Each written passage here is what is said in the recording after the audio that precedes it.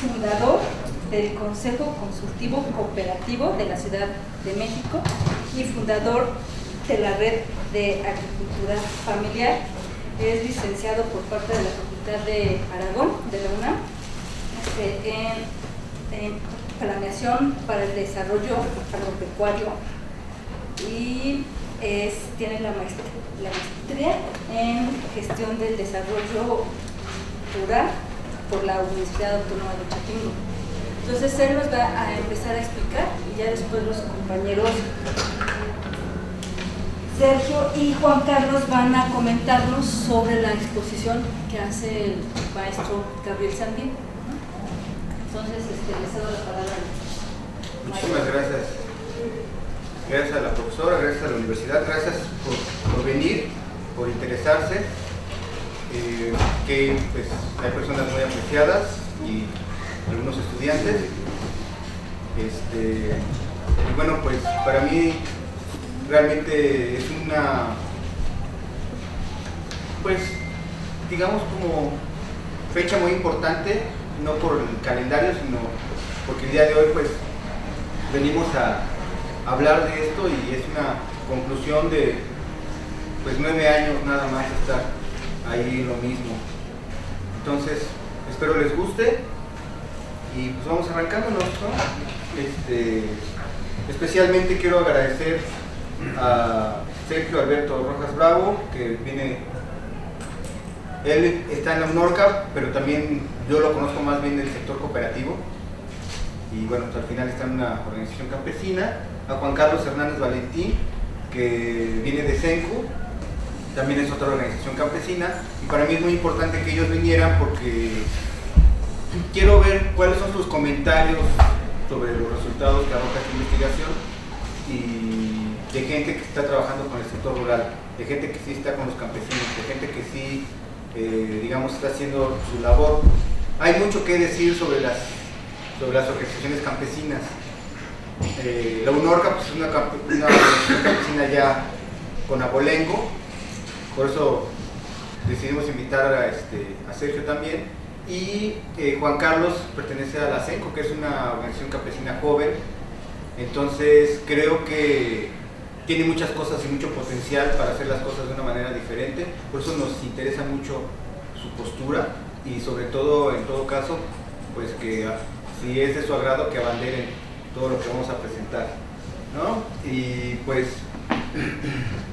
darle el agradecimiento a la profesora Virginia Montoya Aguilar, que es pues el enlace aquí con la universidad, al profesor Martín también, que es el del área, y pues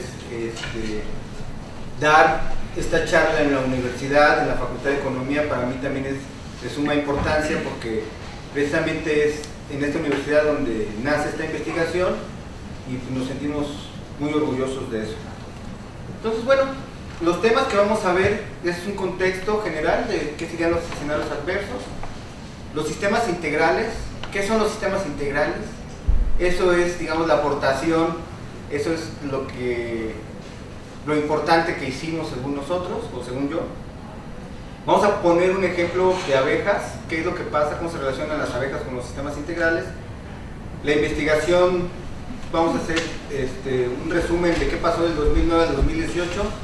Ahí me siento yo como, ahora que estaba haciendo la presentación, me quiero sentir o me siento como quinceañera, ¿no? Cuando le hacen su video de que es bebé hasta que cumple sus 15 años, pues algo así, se me figura lo que hice porque no sabía ni qué foto poner y bla bla bla.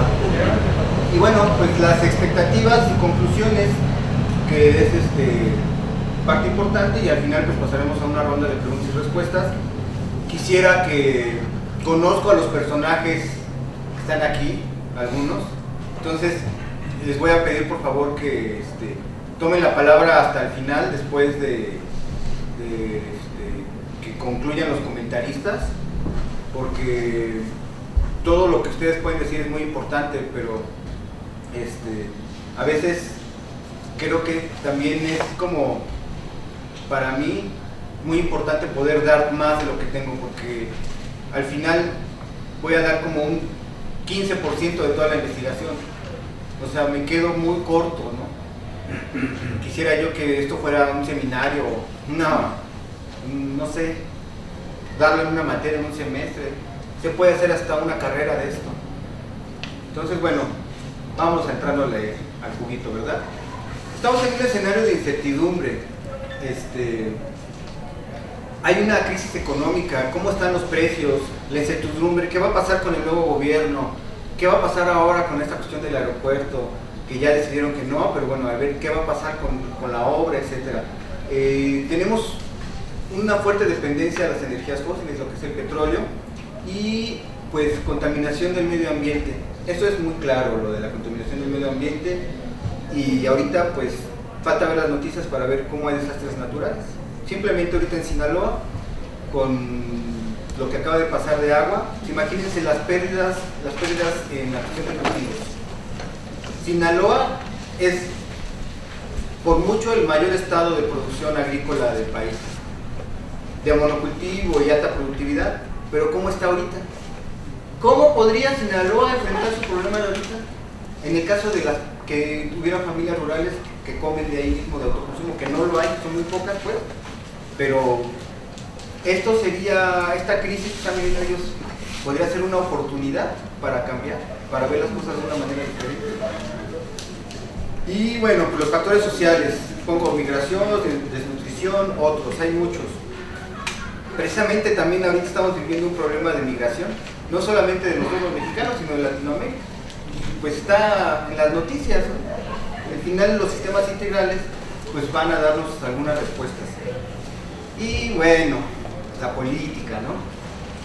Aquí tenemos una situación también interesante, qué pasa en la política a nivel nacional, qué pasa en la política a nivel internacional, y bueno, la cuestión de la corrupción, ¿verdad?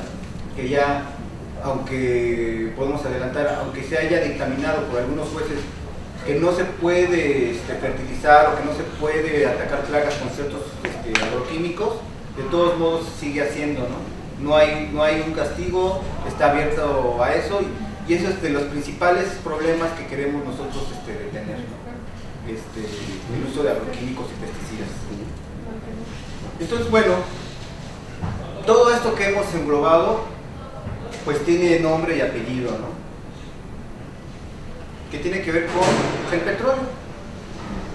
El petróleo, que es una energía fósil y con una cuestión de mercado basada al consumismo, pues repercute también en cuestiones bélicas, ¿no? Como por ejemplo lo que está pasando en el Medio Oriente, Libia, Afganistán, todos esos, Palestina, Irak.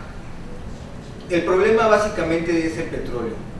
Venezuela, qué decir de México, y genera guerras, ¿no? ¿Qué pasa cuando explotan unas de sus bombas de racimos o sus bombas de cualquier cuestión bélica fuerte? ¿Qué pasa con el medio ambiente? ¿Qué pasa con la tierra? Pues definitivamente hay repercusiones, y las estamos viviendo también, no nada más por lo del cambio climático, de la contaminación que genera el petróleo, por la opción de hidrocarburos, ¿no? Lo que es la contaminación que todos sabemos que ahí está, no circula y que bla bla bla, pero que la contaminación sigue. Al final tiene que ver igual pues, con petróleo. Si un campesino tiene que usar un tractor, pues lo tiene que usar con petróleo. Y si algún alimento llega a un centro comercial, pues llega en una bolsa de plástico muchas veces que está hecha con petróleo. Algún pesticida, algún fumigante, están hechos a base de petróleo, ¿no? Entonces, el medio ambiente con los plásticos, pues ya han visto cómo está, ya saben, o sea, todo esto ya es algo que ya todos sabemos, ¿no? El consumo de plástico ha envenenado nuestros mares, nuestros suelos, los pañales tardan 500 años en deshacerse, etcétera, etcétera. Hay políticas sobre esto, y hay políticas a nivel mundial. Hay políticas en México, pero ¿qué pasa con las políticas en México? ¿Son aplicables o no son aplicables? ¿Hay castigados o no hay castigados? Al final hay una cuestión ahí ahí sí, corrupción con la M abajo, pero ahí está la corrupción. Todos estos escenarios, al final, en los grupos campesinos y en muchos de nosotros, pues, también generan desnutrición, porque pues, muchas veces en vez de comer una jícama, pues preferimos unos habitas, ¿no? Y eso equivale a mucha contaminación por cómo se produjeron, por la bolsita, etcétera, etcétera. Tenemos muchas enfermedades a nivel de diabéticos, bueno, muchas enfermedades que tienen que ver con la alimentación. Cada uno de estos temas se podría uno aventar un rato, pero algo también muy interesante es que hay una desintegración de la sociedad, y de la sociedad desde el núcleo mismo de la familia, ¿no? Parece que no, pero indirectamente el petróleo tiene que ver con este tipo de desintegración, ya lo vamos a ver, ¿no? Ahorita más adelante, y lo que a todos nos pega, el precio de los productos, ¿no? Porque vemos también tristemente cómo el pago al productor, al campesino que está haciendo la chamba de trabajar fuerte, es mínimo, y el precio que nosotros pagamos por esos productos es muy alto. Entonces el intermediario, el llamado coyote, pues está llevándose mucha tajada, ¿no? Y al final tiene que ver igual con el petróleo, porque ellos son los que tienen los medios de transporte y podrían decir que están haciendo una ayuda, pero al final encarecen y contaminan. Habría que ver, ¿no? ¿Qué pasa cuando estamos llevando los productos de un lugar a otro, y sobre todo en un mercado global donde pues donde traemos maíz de Estados Unidos, arroz de China, etcétera, etcétera, ¿no? Entonces aquí hay una nota, dice que académicos dicen que Enrique Peña Nieto olvidó el campo y dejó que Monsanto, Bimbo y Gruma decidieran lo que comemos. Entonces, bueno, desde Miguel de la Madrid a la fecha, pues hemos tenido un alto apoyo a la agroindustria, que son las grandes empresas que producen de monocultivo, y pues los pequeños agricultores, que son los que producen a veces más alimento, pues son olvidados y cada día están más deteriorados. Y bueno, pues están en grises esta pequeña familia rural, ¿no? Tienen políticas públicas, pero esas políticas públicas al final los alejan más del campo que en vez de meterlos al campo. Son incluso políticas que ustedes ya conocen como tipo paternalistas, y bueno, pues al final es una cuestión de intereses. Generalmente tenemos una dependencia del gobierno, ¿no? Cuando estamos cerca de los sectores rurales, vemos que las personas dicen, pues es que ¿qué el gobierno qué está haciendo? A mí me tiene que dar dinero el gobierno. Y no se organizan para limpiar su calle, pero sí se organizan para recibir el apoyo que viene del gobierno. Ya sea un dinero o un paliativo que es muy poco, o en especie, ¿no? Que en este caso, lo que pasó el año pasado, que ahorita lo vamos a ver más adelante, pues se empezaron a dar muchos pesticidas, ¿no? Y inundaron el país de pesticidas, y vamos a ver que eso es un problema. Entonces estos campesinos tienen insumos muy bajos, ¿no? Para su producción, o sea, no tienen no tienen cerca, digamos, quién los dote de capacitación, quién los dote de elementos orgánicos, quién los dote de muchos elementos que ellos necesitan, incluso hasta una pala o un pico en algunos casos.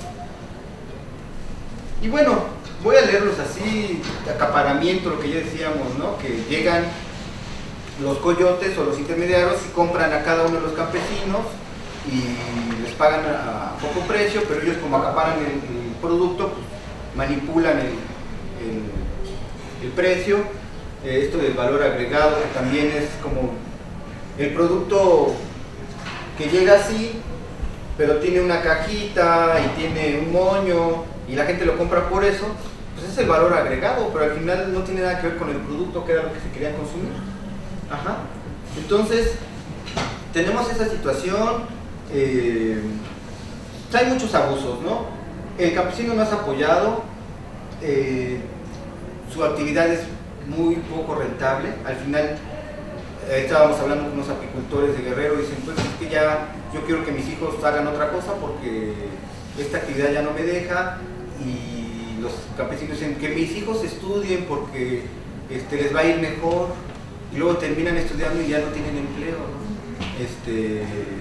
y la actividad de ellos se cambió. Hay políticas públicas, programas estatales que mandan a los especialistas, como en mi caso, ¿no? Los que nos dedicamos al sector rural, y estas personas, estos programas, en vez de fomentar la producción agrícola, lo que fomentan es que cambien de actividad, que pongan un café internet, que pongan una panadería, que pongan una papelería.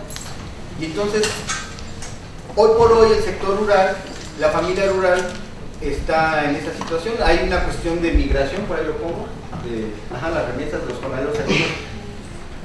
Los campesinos terminan yéndose a querer alcanzar una mejor vida, y eso ¿qué genera? Pues que la familia se desintegra, ya no está el papá. Entonces, ¿qué pasa con los hijos? Pues se pierden por ahí. La mamá tiene que ser como multifacética, porque atiende a los hijos, va a la cooperativa de costura, qué sé yo, ¿no? Siembra ahí algo de traspatio para completar para el consumo. Entonces nos estamos dando cuenta que la familia rural tiene muchísimos problemas.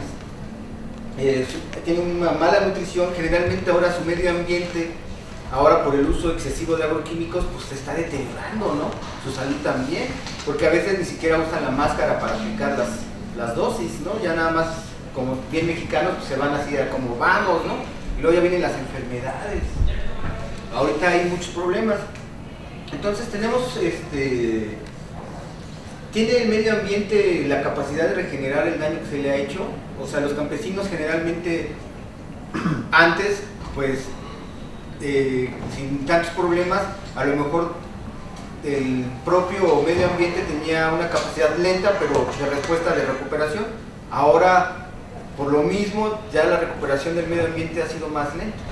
Y entonces todavía llega la urbanización a meter carreteras, pero esas carreteras traen camiones que se llevan la madera, contaminan, y al final son puros problemas, ¿no? Entonces, esto de las transnacionales, las empresas que vienen a producir en masa, pues ellos dicen que generan empleos, pero al final se les conoce ahora como jornaleros agrícolas, que viven en unas condiciones muy precarias, que no sabemos lo que ellos viven, y sin beneficios sociales. Y estas empresas, como dije, pues, se basan prácticamente en el petróleo. Entonces, ahorita, ¿no? El Tratado de Libre Comercio, los nuevos arreglos que se están haciendo con Estados Unidos, esta situación también viene a poner al traste a los campesinos, no les da una oportunidad de sobresalir. Obviamente hay empresas mexicanas que se dedican a la alta producción, que a lo mejor una que otra sale beneficiada, pero ellos nada más. ¿Qué pasa con el grueso de la población? ¿Y qué pasa con los más pobres? Pues se sigue haciendo círculos de pobreza. Entonces, estos campesinos que están sujetos a reglas de operación que se limitan luego, que no se limitan a pagos directos. Y a esto ahí va un rocazo para las organizaciones campesinas. Digo, sin querer agandallarme a nadie, ¿no? Bajan el recurso del Estado, se quedan con una lana, le dan otra lana al que hizo el proyecto y le dan otra lana al productor. Cuando toda esa lana, el programa decía que todo ese dinero iba directamente al productor. Entonces, ¿qué pasa en esa escalada donde todos se quedan con la lana y donde el productor también está de acuerdo? ¿Qué pasa con el proyecto? Iban a poner no sé, como dije, una papelería, ya ni siquiera iban a hacer algo rural, o iban a poner un huerto, de lo que sea. Al final no lo ponen, pero ya se llevaron todo su dinero, ¿no? Pero todos tienen que mentir para que se vea que sí lo pusieron, ¿no? Y sacar fotos de otra panadería y hacer como que sí se cumplió. Ese es el problema que, por lo menos yo personalmente, lo viví en Reforma Agraria y en algunas otras instituciones que se dedican al apoyo, ¿no? Y si no le entra uno, pues queda uno fuera. Y al final las organizaciones campesinas tienen mucho que ver con eso, porque están siendo intermediarios entre el apoyo del gobierno y el productor. Entonces, debería de haber sistemas que el apoyo fuera directamente al productor, y lo que vamos a proponer es que sea ya directamente a la familia, ni siquiera a grupos organizados, sino a familias. Es una manera también de poder tener como mayor control de esos recursos y verificar que se están llevando a cabo bien. Falta que el gobierno lo haga, ¿no? Entonces, bueno, los programas son como para tractores, para reparto de agroquímicos, como ya había dicho, y bombeo de riego, cosas así, pero prácticamente van hacia la agricultura comercial. Entonces, bueno, en ese contexto el campesino pues deforesta, ¿no?, su propia comunidad. ¿Por qué? Pues porque vienen por la madera. Él no está pensando que va a tener un daño irreversible. Local, entre muchas cosas, pues, tenemos suelos desgastados, sequías, incendios, bla, bla, bla, ¿no? Huracanes, temblores. Todo eso, hoy por hoy, es una llamada de atención porque tenemos una extinción de especies animales y vegetales ya muy fuerte. Más adelantito voy a hablar muy rápido de las abejas. La contaminación y falta de agua. Los mantos freáticos están contaminados por estos mismos agroquímicos y se está generando falta de agua, aunque también tenemos mucha, pero no tenemos sistemas de captación de agua, entonces el agua se pierde, pero aparte de la que cae de lluvia, pues se contamina. Y descontento social, ya habíamos hablado de la desnutrición, y poco acceso a la tierra. El campesino tiene poco acceso a la tierra. Entonces hasta aquí pues es como un pequeño preámbulo de cómo es el contexto en el que estamos viviendo, cómo es nuestra realidad actual. Y vamos a hablar rápidamente, me falta otro tema, de los sistemas integrales como una alternativa. Pero antes que otra cosa, pues vamos a ver qué son los sistemas integrales, ¿verdad? Porque estamos hablando de los sistemas integrales, pues ¿quién sabe qué es eso, no? Se oye bonito, pero vamos a ver de qué se trata. Entonces, para los conocedores aquí, porque aquí hay algunos conocedores, me pueden decir, pues es que tú lo que estás diciendo es permacultura. Ah, pues sí, definitivamente. Tiene mucho que ver con la permacultura, mucho que ver, pero tiene sus diferencias. Y eso es lo que vamos a ver hoy. Entonces, por ejemplo, la permacultura, que tampoco es muy bien vista en las universidades, tampoco es muy bien vista por las grandes empresas. La permacultura es una cosa muy buena, sin embargo, aparte de no ser reconocida, su forma que tiene de crecimiento natural, muchas veces de ser tan natural, pues lo hace un poco lento. Eso no quiere decir que sea es menos eficaz, pero al final los humanos requerimos ciertas necesidades, sobre todo de alimentos, entonces hay que hacer las cosas un poco más rápidas. Entonces, generalmente la permacultura es en espacios grandes, donde tiene un espacio grande también intocable, que le llaman como un lugar virgen, donde no se debe de tocar, etcétera, etcétera. Sus especies son nativas y exógenas, pero adaptables. A veces, generalmente ellos promueven más lo nativo y casi lo exógeno no lo quieren. Crece lento conforme a la naturaleza y dispone de zonas vírgenes, como ya lo había mencionado, ¿no? Entonces, bueno, la permacultura de alguna manera se relaciona con la soberanía alimentaria, ¿no?, y con la autosuficiencia, que podemos llamar un poco eso, pero son como esto que está de este lado, la soberanía, la seguridad alimentaria, la producción, que son los ejes en los que se mueve la alimentación a nivel mundial. Prácticamente nosotros nos hemos manejado bajo la seguridad alimentaria, estamos buscando una soberanía, hay lugares donde hay soberanía, y bueno, pues la autosuficiencia, que de alguna manera en México se manejaba de López Portillo para atrás un poco, ¿no? Los sistemas integrales son flexibles y diversificados. ¿Esto qué quiere decir? Que si para la permacultura hay 8 principios que se deben de cumplir, pues para los sistemas integrales, si no se cumplen 2 o 3, no hay bronca. Son flexibles, no hay problema en cubrir ciertos requisitos. Los sistemas integrales aceptan especies endógenas y exógenas, pero controladas. ¿Esto qué quiere decir? Que si yo voy a poner en mi bosque comestible o en mi huerta una planta que traje de otro estado o que traje de otro país, no lo voy a poner directamente en el suelo. A lo mejor lo voy a hacer una maceta especial para que tenga un clima especial, alejado de los demás, para que también, si tiene que ver con insectos o polinizadores, tampoco afecte a la fauna local. Sin embargo, no voy a dejar de tener esos sistemas controlados. Eso es muy importante. Es como, por decir, hay una laguna, Xochimilco, ¿no? Tiene sus ajolotes, se les ocurre meter trucha, ¿no? Tilapia, ¿no? ¿Y qué pasa con los ajolotes? Pues se vienen al traste. Entonces, pero yo quería poner trucha en Xochimilco. Pues ponte tu estanque afuera del agua natural y ahí produce tu pez. Porque ¿qué pasa cuando tú metes un pez que no es de la región? Pues se hace un desequilibrio ecológico, porque el pez tiende a ser de ahí, o sea, se come a los nativos, por decirlo. Entonces se genera un problema.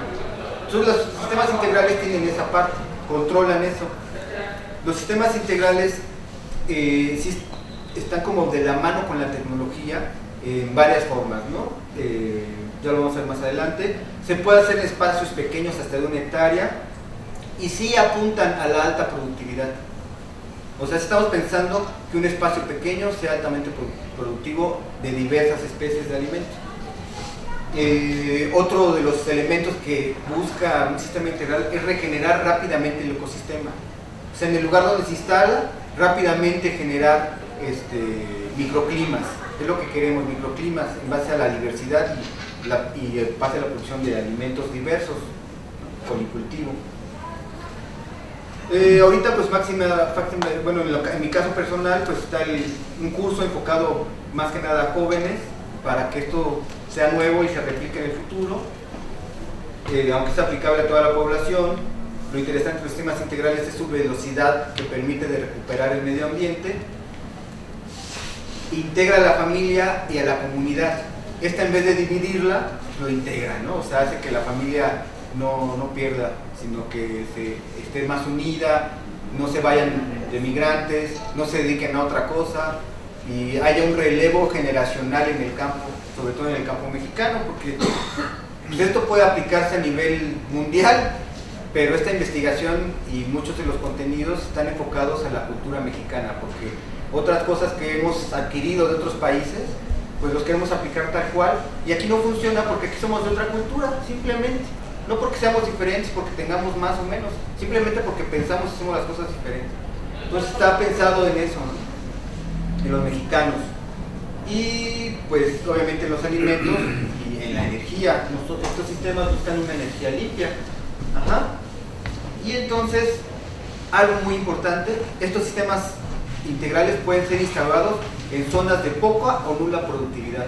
O sea que si yo tengo un suelo totalmente deteriorado ya por agroquímicos, imagínense cuánto tiempo voy a tardar en recuperar ese suelo, si se tarda un montón, y si ya tiene un montón de agroquímicos. Pues los sistemas integrales pueden hacer, no que se restaure el suelo, sino que se pongan sistemas de bancales elevados, que los vamos a ver más adelante, donde ya no necesitamos usar el suelo, pero al final plantamos biodiversidad y generamos ese ciclo de microclimas, ¿no? Que es muy importante.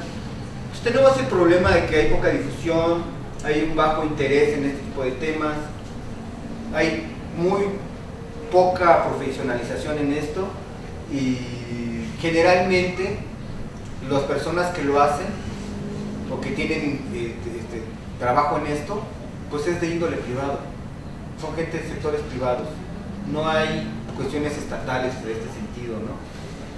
Y de los, digamos, si vemos la permacultura, vemos que la permacultura pues, sí tiene que ver con, a lo mejor con la autosuficiencia y con la soberanía, pero no tiene que ver con la seguridad alimentaria. Los sistemas integrales toman de la seguridad alimentaria la producción intensiva y a corto plazo. Sería el factor que toman. Porque de entrada, pues, la parte empresarial, pues no, y la parte estandarizada, que son todos estos cuestiones de ISO, de calidad y bla, bla, bla, certificaciones, y etcétera, etcétera, pues no, porque el sistema integral es flexible y sus sistemas de certificación y de control de calidad deberían de ser locales, ya lo veremos. Ajá, entonces, bueno, otras diferencias. Muchos que producen aquí dicen, bueno, pues que ya tengo mi sistema integral, tengo de todo, tengo mis frutales, tengo mis frutas, mis hortalizas, y ahí están todos conviviendo, tengo hasta cultivos combinados, ¿no?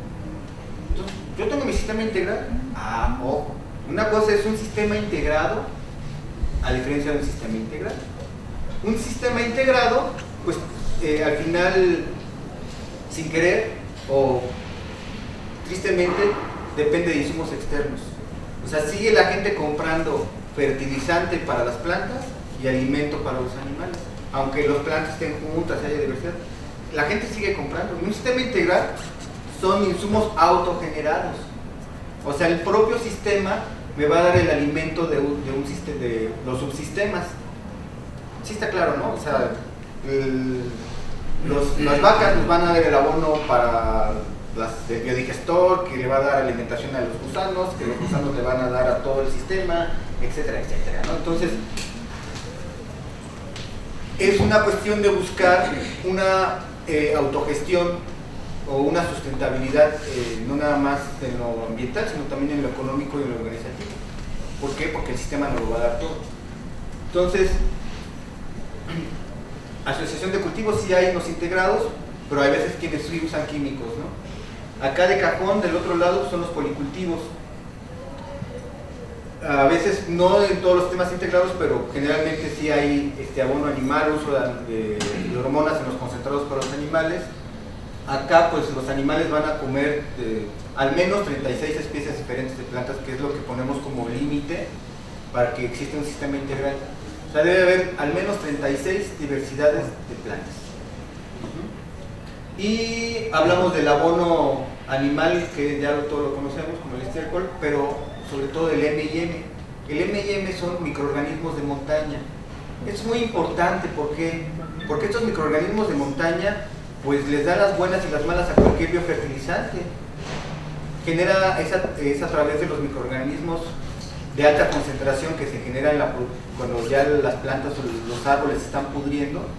Hay una alta concentración de microorganismos, entonces pueden hacer lo que se les llaman caldos.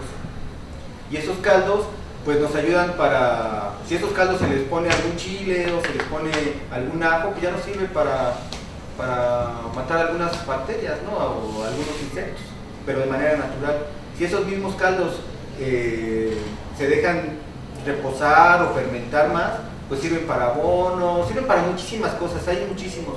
Y en Xochimilco tenemos el mejor suelo que existe, podemos decir, en el planeta, porque tiene una alta cantidad de microorganismos ese suelo. Entonces ya muchas empresas están poniéndole sus ojos a esos suelos. Cuidado con Xochimilco, ahorita voy a hablar también de Xochimilco. Entonces, enfocados al mercado, del otro lado está enfocado al autoconsumo netamente. O sea, al principio no vamos a vender, primero tenemos que comer, ¿no? O sea, es como un paso a paso. Para que la comunidad esté bien, primero el comunero debe estar bien. Y para el que el comunero debe estar bien, tiene primero que comer bien. Así de sencillo. Y pues no come bien. Pero ya después de 36 especies y distintos animales, pues a lo mejor sí puede comer ya un poco mejor. Y además él está seguro que lo está produciendo él. Entonces, se trata de generar productos sin empaques, sin etiquetas, o sea, evadir el gasto de ese tipo de cosas. Del productor al consumidor, donde ya se generen mercados locales, donde conocemos a la persona que lo está produciendo y pues hay disminución del costo, sabemos que lo está produciendo ahí, vimos que no les puso químicos, etcétera, ¿no? Al final, un sistema integral va a llevar a la familia rural en el mediano y largo plazo a generar una empresa rural, no como los programas de gobierno que te dicen haz tu cooperativa o haz tu organización y te vamos a dar más dinero porque ya estás constituido, y las personas se constituyen, ¿no? Constituyen su empresa y ya el gobierno les da el dinero en el mejor de los casos, pero la gente no sabe ser empresario, nunca le dieron un curso de empresario, ¿no?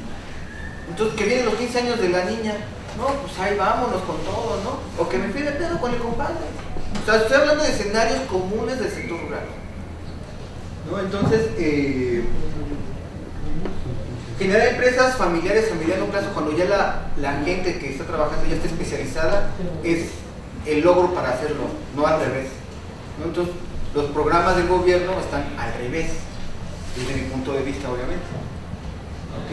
Entonces, hay autoconsumo y intercambio. O sea, ¿esto qué quiere decir? Si tengo algún excedente, a lo mejor lo intercambio con el vecino. Se empieza a desquebrajar esa barrera que tiene que ver con el dinero y empieza a haber otro tipo de formas de intercambio, ¿no? Hay muchas, ¿no? Pues genera biodigestor, el biodigestor para generar gas, gastas menos leñas,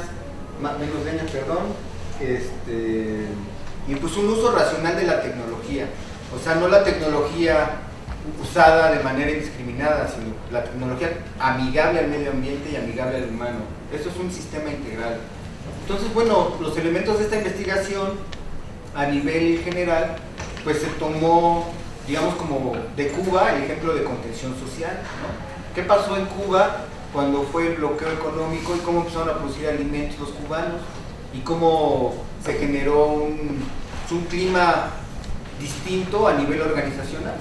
Entonces, gracias a ellos, a una desgracia, a un escenario adverso, no tenían que producir, no tenían alimentos, tuvieron que inventar, o sea, tuvieron que sacársela de la manga. A veces la necesidad es la que hace que este tipo de cosas se inventen. Yo estoy planeando que ahorita no vemos gran necesidad, pero quizá para el año que entra o dentro de 2 años nuestros escenarios sean más complicados. Venezuela retoma muchas cosas de Cuba, pero Venezuela lo lleva a las universidades y hace especializaciones. Entonces, de Venezuela ha tomado muchos aspectos técnicos y prototipos de granjas familiares y granjas alternativas que pues, le dieron un premio a Hugo Chávez, ¿no? Por alimentación. ¿Quién iba a decir que la FAO le dio un alimento a Hugo Chávez? Un premio, ¿no? Y sin embargo, pues vean la situación de Venezuela ahorita. ¿Será por lo de Hugo Chávez o será por el petróleo? Yo nada más, es una pregunta al aire. De Brasil, retomamos lo que es la parte de la organización social. Cómo se organiza, sobre todo en el sur de Brasil, y ahí pues hay mucho que ver con lo de las cooperativas, ¿no? Sobre todo en el sector rural, que tienen formas de organización colectivas que les permiten enfrentar sus problemas. Y bueno, todos estos 4 elementos pues, los adaptamos a las problemáticas y los sistemas tradicionales e innovadores mexicanos. ¿Por qué? Pues porque en México tenemos algunos ejemplos buenos de lo que vamos a ver más al rato, de lo que tomamos como qué pasa en México, ¿no? Entonces de todo eso hicimos una mezcolanza y pues salió la investigación. Así de manera muy breve. Entonces, campos de acción de los sistemas integrales. Sus sistemas de producción son agroecológicos. Tristemente, los encontramos en los lugares privados, ¿no? Pertenecen a gente, no hay ninguna cuestión social que los tenga. El cooperativismo tiene relación con él. Ahora la sociocracia, que es como la nueva corriente que está saliendo, la economía social y solidaria, el buen vivir, la soberanía alimentaria, un uso racional de las tecnologías y a veces el intercambio de moneda alternativa, ¿no? Como otros tipos de fomento de no usar el dinero, ¿no? De usar dinero producido por ellos mismos, o etcétera. Diversas formas de intercambio. La certificación participativa. La certificación participativa es que los mismos comuneros o las personas que producen en la comunidad certifiquen que el vecino está produciendo de manera correcta, sin químicos. Entonces ya no estamos hablando que un organismo venga a certificar, estamos hablando de que las propias comunidades se certifican entre ellos.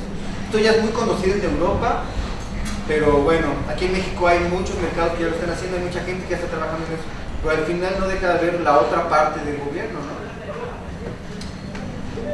Los sistemas, como les dije, son muy flexibles, pero sí hablamos de que hay tres pasos de estos sistemas, ¿no? Cuando se inician, que prácticamente tiene que ver con, generalmente pues, tienen que vivir en algún lugar, pues empezar a generar su vivienda, y cuestión animal y vegetal, que estamos hablando prácticamente de la milpa mexicana como primer inicio, y de la producción de conejos, y estamos hablando que de 3 a 6 meses estas personas ya empiezan a tener una dieta más balanceada, obviamente con un programa de planeación previo, porque no es que llegue y ponga mi casita acá, no, primero hay que planear, eso lo vamos a ver más adelante. ¿Por qué? Porque el sistema integral tiene que ver con lo forestal, tiene que ver con el biodigestor. Entonces, si el biodigestor lo pongo al lado de mi casa, pues va a oler feo mi casa. Si primero pongo la casa donde iba a regar los árboles, voy a tener que cambiarla. Entonces, es todo un mundo de cosas que hay que hacerlas primero pensadas, no llegar y actuar. Los mexicanos generalmente no planeamos mucho, ¿no? Y tenemos una situación y la resolvemos de inmediato, pero no pensamos que a lo mejor en la manera en la que resolvemos de inmediato nos va a generar problemas futuros. Nosotros lo vemos así en la que cómo pusieron el metrobús, cómo se generó la ciudad. No hay una planeación leve, somera, pero no se piensa mucho en el largo plazo. Ya en el segundo orden, pues ya se piensa, ¿no? Ideas así como, bueno, ya meter abejas, cultivo de peces, ganado mayor, calentadores solares, más cosas, ¿no? Y ya en la parte superior de los sistemas integrales, pues se busca un 100% de energía limpia, ¿no? O sea, que el sistema no use nada de energías fósiles, sino puras energías limpias, y que la familia pues, ya tenga su empresa. O sea, aquí pongo una foto de un sistema de producción de California, que le llaman de precisión, agricultura de precisión, y si ven en ese espacio, pues es puro llano, ¿no? ¿Qué va a pasar cuando el cambio climático y las situaciones que ahorita les afectan a ellos? ¿Cómo creen? Ese lugar fue en California y es puro desierto. Entonces, pues el agua se va, ¿no? Pero, ¿ustedes creen, para poder producir de esta forma, a fuerzas hay que usar químico? A fuerza de cajón, y maquinaria agrícola. ¿Cómo estarán de compactados estos suelos y cómo estarán de dañados estos suelos? Porque cada vez, como aquí en México, pues hay que echarle más químico, ¿no? Allá en Estados Unidos, ¿no? Y aquí esta es una foto de Costa Rica, ¿no? O sea, donde también se puede hacer en sistemas en la montaña, en cualquier otro lugar. O sea, un sistema integral puede ser aplicado o cambiar las formas tradicionales de alta productividad, o se puede hacer en una pequeña comunidad también, ¿no? Donde hay más recursos. Entonces, bueno, los sistemas integrales, como dice aquí, ¿cómo se debe de planear primero campo, ciudad? ¿Cómo es esa planeación rural y urbana? ¿Verdad? Esto con 4 elementos básicos, ¿no? Que es la familia, o sea, quién lo va a trabajar, la mano de obra, porque ese es el problema de los sistemas integrales. Se necesita mucho trabajo. O sea, las personas se tienen que casillar en su proyecto. Tiene que haber semilla, pero pues obviamente semilla criolla o nativa, ¿no? Semilla no modificada genéticamente. Es muy importante. Y bueno, un espacio físico, ¿no? Aquí puse suelos como una cuestión de... Tenemos muchos problemas en los suelos, pero algo interesante que vamos a ver, que lo recogí de las tecnologías mexicanas, pues que a veces no necesariamente necesitamos espacios planos para producir. A veces podemos producir en la montaña altamente productivamente, y usando otras, ¿no? Como estos sistemas de cuidado del agua. Y un elemento importante es la capacitación continua. Si no hay capacitación continua, pues no se pierde, porque es una cuestión de estar en constante aprendizaje y haciendo y deshaciendo. O sea, son tan flexibles, son muy experimentales, pero al final vamos a ver ejemplos que ya están reales, porque pues hasta este momento, a lo mejor, como muchos profesores me decían en la universidad, pues eso son tus locuras, ¿no? Eso son tus sueños y eso no es real. Pero la vida me ha dado la oportunidad de demostrar que sí existe, ¿no?